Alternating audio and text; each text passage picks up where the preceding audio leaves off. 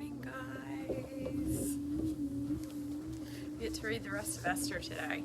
I think it's Wednesday. Happy Wednesday. All right, September 15th.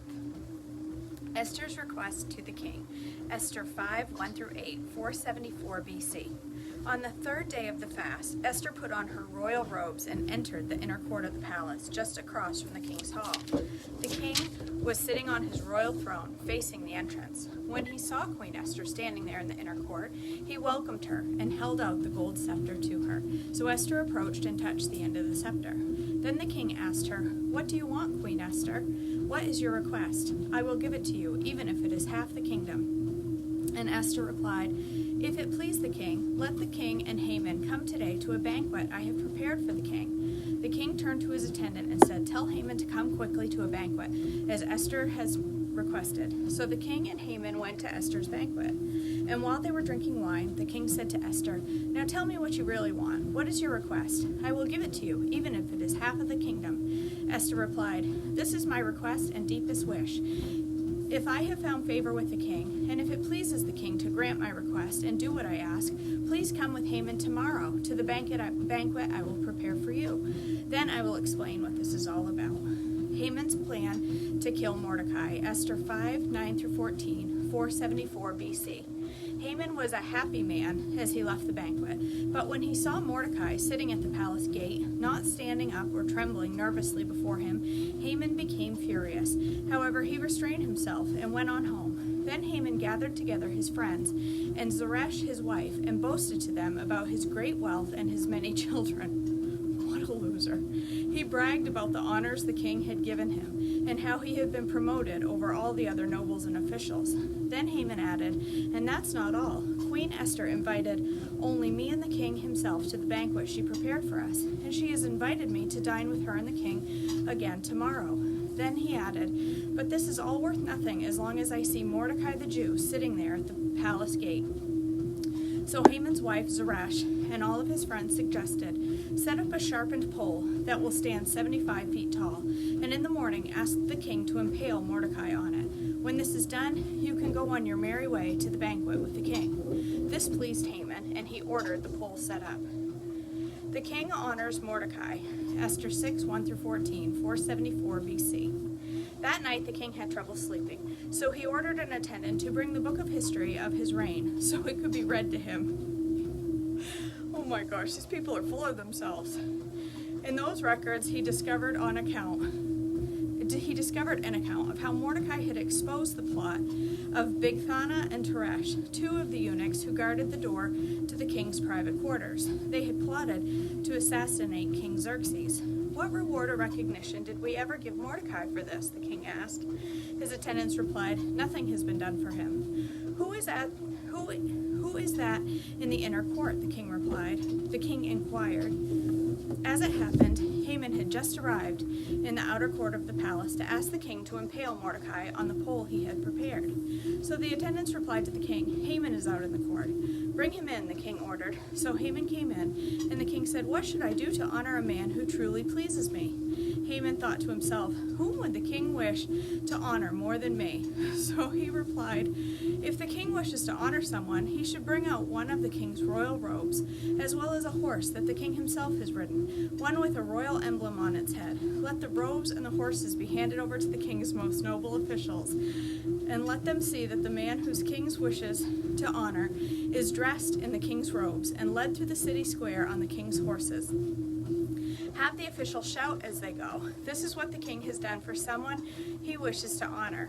"Excellent," the king said to Haman. "Quick, take the robes and my horse, and do just as you have said for Mordecai the Jew, who sits at the gate of the palace. Leave nothing out that you have suggested." So Haman took the robes and put them on Mordecai and placed them on the king's own horse and led him through the city square, shouting, "This is what the king does for someone he wishes to honor." Afterward, Mordecai returned to the palace gate, but Haman hurried home dejected and completely humiliated. When Haman told his wife Zeresh and all his friends what had happened, his wise advisors and his wife said, "Since Mordecai, this man who humiliated you, is of Jewish birth, you will never succeed in your plan against him. It will be fatal to continue opposing him." While they were still talking, the king's eunuchs arrived and quickly took Haman to the banquet Esther had prepared. Aren't they, Anne-Marie? They're all so full of themselves. Bring a book about me and read it to me. Okay. The king executes Haman. Esther 7, 1 through 10, 474 BC. So the king and Haman went to Queen Esther's banquet. On this second occasion, while they were drinking wine, the king again said to Esther, "Tell me what you want, Queen Esther. What is your request? I will give it to you, even if it is half the kingdom." Queen Esther replied, "If I have found favor with the king, and if it pleases the king to grant my request, I ask that my life and the lives of my people will be spared. For my people and I have been sold to those who would kill, slaughter, and annihilate us. If we had merely been sold as slaves, I could remain quiet, for that would be too trivial a matter to warrant disturbing the king." "Who would do such a thing?" King Xerxes demanded. "Who would be so presumptuous as to touch you?" Esther replied, "This wicked Haman is our adversary and our enemy." Haman grew pale with fright before the king and queen. Then the king jumped to his feet in a rage and went out into the palace garden. Haman, however, stayed behind to plead for his life with Queen Esther, for he knew that the king intended to kill him. In despair, he fell on the couch where Queen Esther was reclining, just as the king returned from the palace garden. The king exclaimed, "Will he even assault the queen right here in the palace before my very eyes?" And as soon as the king spoke, his attendants covered Haman's face, signaling his doom. Then Harbona, one of the king's eunuchs, said, "Haman has set up a sharpened pole that stands 75 feet tall in his own courtyard. He intended to use it to impale Mordecai, the man who saved the kingdom from assassinations. Then impale Haman on it," the king ordered. So they impaled Haman on the pole he had set up for Mordecai, and the king's anger subsided. Ouch. Y'all, that's gotta be quite the death. Being impaled. Holy Moses. Yeah, wow. Okay. They didn't show that on the VeggieTales story. Impaling a little cucumber out in the yard. They didn't put that in the story for the kids. Don't know why. A decree to help the Jews.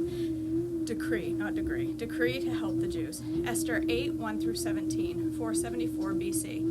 On that same day, King Xerxes gave the property of Haman, the enemy of the Jews, to Queen Esther. Then Mordecai was brought out before the king, for Esther had told the king how they were related.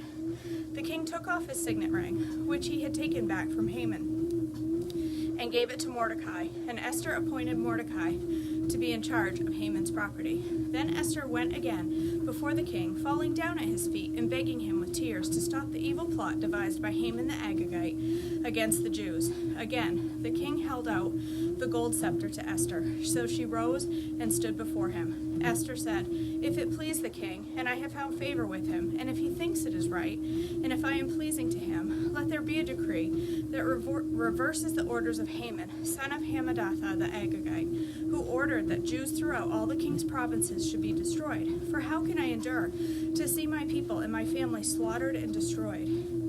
Then King Xerxes said to Queen Esther and Mordecai the Jew, "I have given Esther the property of Haman, and he has been impaled on a pole because he tried to destroy the Jews. Now go ahead and send a message to the Jews in the king's name, telling them whatever you want, and seal it with the king's signet ring. But remember that whatever has already been written in the king's name and sealed with his signet ring can never be revoked." So on June 25th, the king's secretaries were summoned, and a decree was written exactly as Mordecai dictated. It was sent to the Jews and to the highest officials, highest officers, governors, and nobles of all the 127 provinces, stretching from India to Ethiopia. The decree was written in the scripts and languages of all the peoples of the empire, including that of the Jews.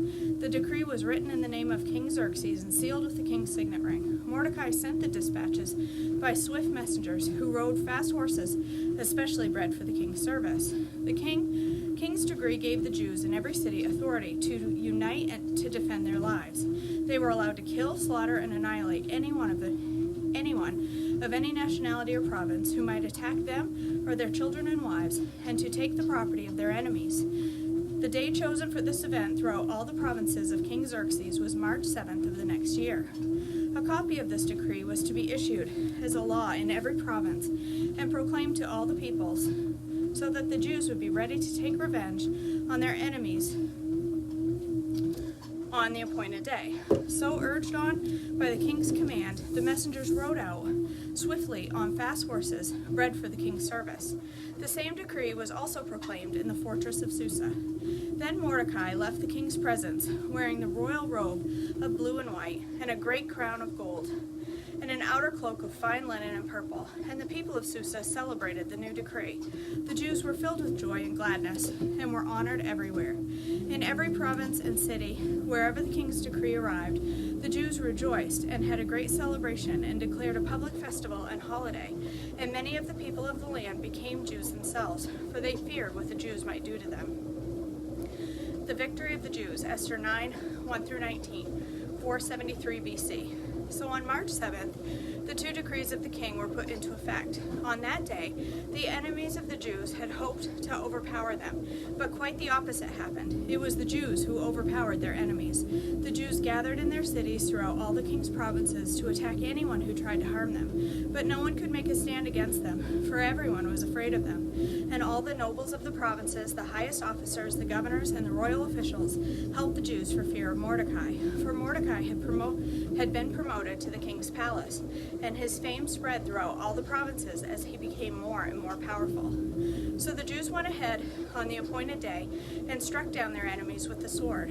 They killed and annihilated their enemies and did as they pleased with those who hated them. In the fortress of Susa itself, the Jews killed 500 men. They also killed Parshandatha, Delphon, Aspatha, Paratha, Adalia, Aridatha, Parmashta. That sounds like a Trim Healthy recipe.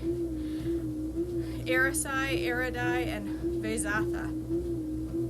The 10 sons of Haman, son of Hammedatha, the enemy of the Jews, but they did not take any plunder. That very day, when the king was informed of the number of people killed in the fortress of Susa, he called for Queen Esther. He said, "The Jews have killed 500 men in the fortress of Susa alone, as well as Haman's 10 sons. If they have done that here, what has happened to the rest of the provinces? But now what more do you want? It will be granted to you. Tell me, and I will do it." Esther responded, "If it pleases the king, give the Jews in Susa permission to do again tomorrow as they have done today, and let the bodies of Haman's 10 sons be impaled on a pole."